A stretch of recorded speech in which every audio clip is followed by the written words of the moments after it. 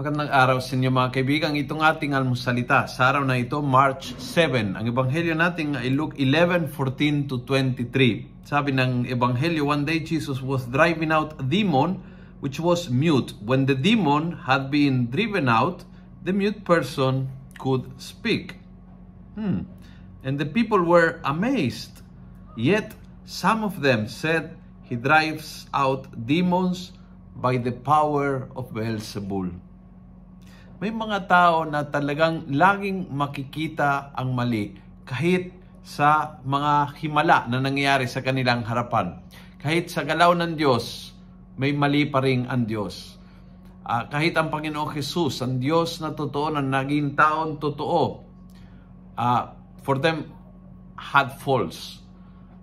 Ang ibig sabihin, may mga tao na program ang kanilang isip at puso at damdamin para maghanap ang pagkakamali ng tao at kahit saan makikita sila, kahit walang pagkakamali. Kasi they create. Ginagawa nila ang pagkakamali, naiimbento ng pagkakamali, nag-i-interpret bilang pagkakamali. Nagbibigay mali siya sa mga nangyayari para maging mali.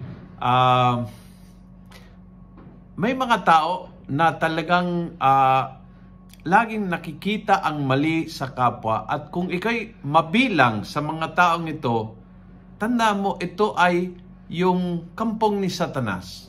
Ito ang grupo ni Satanas. Kumbaga, kung mag-create ng groupings, Group Jesus, group Satan, kung ikaw ay laging naghahanap at nakikita at pinapansin ang mali, diretso ka sa group Satan. Ito ang pinakaharian ng Diablo. Ang mga tao na kaya nila sa pamamagitan ng kanilang masamang isip at matalas ng pananalita, sirain ang kabutihan na makikita sa kanilang kapaligiran. And let us ask the Lord to free us from this. Kasi itong pinakapangit na posibleng ugali.